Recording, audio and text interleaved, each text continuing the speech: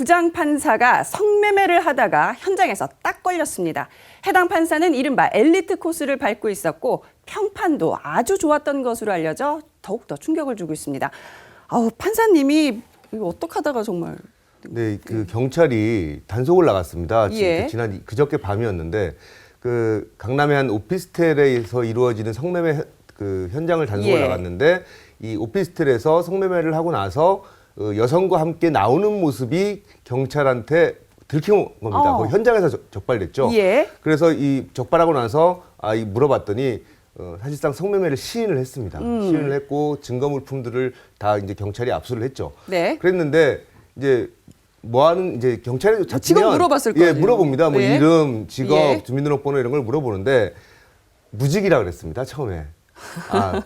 왜냐면 이제 공무원 신분이기 때문에 이런 것들이 이제 들통이 날까봐 지금 염려한 것으로 보이는데요. 어차피 들통이 날 텐데 또. 예, 무직이라고 했다가 결국 이름하고 예. 주민등록번호를 조회를 하면 네. 경찰 그 정보망에 조회를 하면 예. 이게 신분이 다 나옵니다. 예. 그래서 결국 공무원 아니냐라고 예. 하니까 결국 실토를 하게 됐죠. 그러니까 요즘 같은 세상에 뭐 무직이라고 해서 통하지 않잖아요. 다 드러나게 돼 있죠. 네.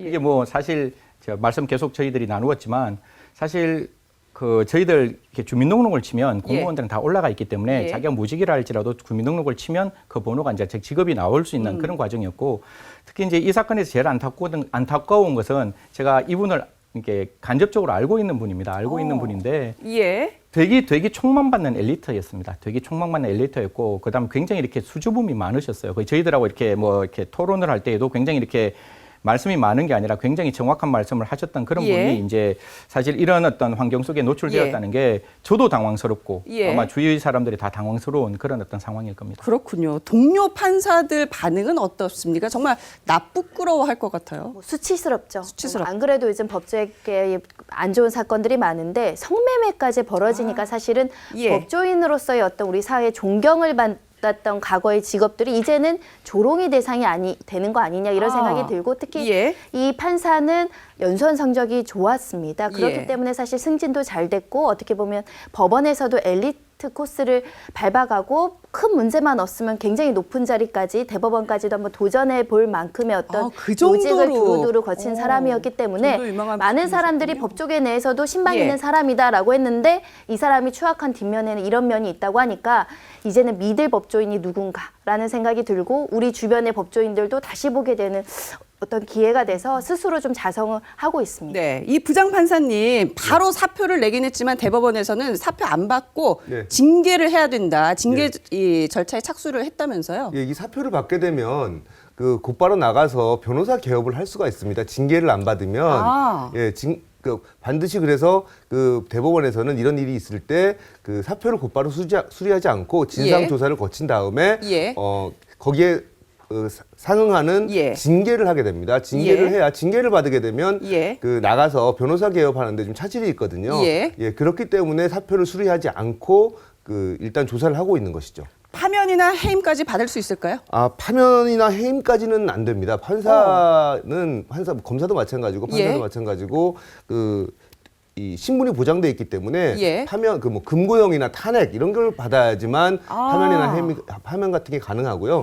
그 지금 아무래도 그 정직이나 아니면 감봉, 견책 이렇게 그 징계가 나올 것 같은데 이 부분에서도 일반 네티즌들은 어떻게 이게 그냥 정직, 감봉 이 정도 수준이냐, 판사가 성매매를 했는데 어떻게 처벌을 이거밖에 못하느냐라는 반응도 많이 나오고 있습니다. 뭐 법원의 내부 징계와 별도로 법적 처벌도 받으셔야 되잖아요. 이 판사님이 판사님 앞에 서게 됐어요, 지금. 성매매로 적발이 돼도 그 처벌이 굉장히 미약합니다. 법정연도 1년 이하의 징역으로 정해져 있기 때문에 보통 초범은 벌금형이 나오죠. 그렇기 때문에 형사처벌은 굉장히 미비할 것이고 다만 이 사람한테 가해질 수 있는 죄는 현재 변호사법에서는 이런 사유로는 변호사가 등록하는데 하등의 하자가 없습니다. 다만 변호사협회에서 자체적으로 이런 어떤 불미스러운 일에 연관된 법관은 변호사로 받지 않겠다. 그래서 한 2, 3년간의 유예 기간을 둘 수 있고 그때 이제 좀 자숙할 수는 있습니다. 그렇군요. 이 판사님도 드나든 오피스텔 성매매가 서울 시내 곳곳을 좀먹고 있다고 합니다. 멀쩡한 오피스텔에서 버젓이 이루어지는 성매매에 주민들 불만도 이만저만이 아닌데요. 현장 목소리 직접 들어봅니다. 직접 동네 있다 보니까 너무 많이 왔다 갔다 할 수 있다 보니까 정말로 저건들 진짜 3분의 1 이상은 절대 안 할 수도 있는데 매일 와서 나서고 매일 와서 나서도 안 되는 거 보이잖아요. 아니 오피스텔 한 개 동의 3분의 1 이상이 무려 3분의 1 이상이 성매매 장소고 단속을 해도 근절이 안 된다고 하니까 정말 너무나 충격적인데요. 사실 실제로 강남 지역 같은 데를 이제 다니다 보면 보통 왜 빨간색 바탕에 성매매 전단지들이 정말 길거리에 부끄럼 없이 막 뿌려져 있잖아요. 이 경찰이 단속을 안 하는 건가요? 못 하는 건가요? 이제 그 사실 전단지가 뿌려졌을 때 경찰뿐만 아니라 사법 경찰, 그러니까 그 우리가 경찰 이외에 이제 또 그 경찰과 유사한 그 일을 할 수 있는 또 그 경찰군들이 있습니다. 그 경찰군들이 당연히 이런 것을 단속을 해야 되는데 예. 이게 단속을 하려 그러면 이 친구들이 도망가고 난 다음에 또 다른 장소로 가면 또 오토바이로 이렇게 뿌리고 있기 때문에 사실 이런 부분들에 대해서는 참 단속을 하고 싶어도 단속이 어려운 부분은 있습니다. 예. 있기 때문에 이런 경우에 특별사법경찰 제도를 좀 더 확대를 해서 네. 이런 전단지 자체가 없어져야 되는 것이고 요번에 아마 이 불미스러운 사건에 있는 부장판사도 네. 아마 진술을 하기로는 네. 내가 오피스텔 그 있는 그 전단지를 보고 내가 하게 되었다라고 이야기를 한다는 걸 본다면 그 전단지가 얼마만큼 유해하다는 것이 이런 이제 입증이 되었기 때문에 좀 특별사법경찰 그쪽에서는 좀 이런 전단지를 적극적으로 좀 이렇게 수거하는 과정을 좀 거쳐야 될 것이라고 생각합니다. 부장판사님이 진술은 광고 전단지를 보고 처음 가봤다고 합니다. 처음 믿어도 될까요? 뭐 일단 조사를 해봐야겠죠. 이 오피스텔 성매매가 굉장히 은밀하게 이루어집니다. 그 전화번호를 처음 전화한 사람이 곧바로 간다고 해서 그냥 들어갈 수 있지 않습니다. 왜냐하면 경찰관들이 그렇죠. 몰래 단속을 하기 위해서 그 전화번호로 전화를 하면 그런 걸 막기 위해서 일단 전화가 오면 제3의 장소로 데려갔다가 몰래 이렇게 데리고 가는 그런 수법을 씁니다. 그런데 이제 단골이었다면 만약에 기존에 있는 전화번호 자기들의 전화번호 리스트가 있었다면 이게 곧바로 이제 들어가게 되겠죠. 그래서 경찰이 이제 조사를 해봐야 하는데 경찰이 이제 오피스텔도 이제 압수수색을 했으니까 그 업자들의 통화 내역이나 그리고 고객 명단 이런 것들을 아마 조사를 하게 되면 처음인지 아닌지 알 수 있게 되겠죠. 주로 이 단골 장사를 하는군요. 말씀을 들어보니까. 그런데 이 부장판사님 일행은 없었나요? 일행이 있었습니다. 그런데 뭐 지금까지 알려진 바로는 다른 친구들하고 먹었다.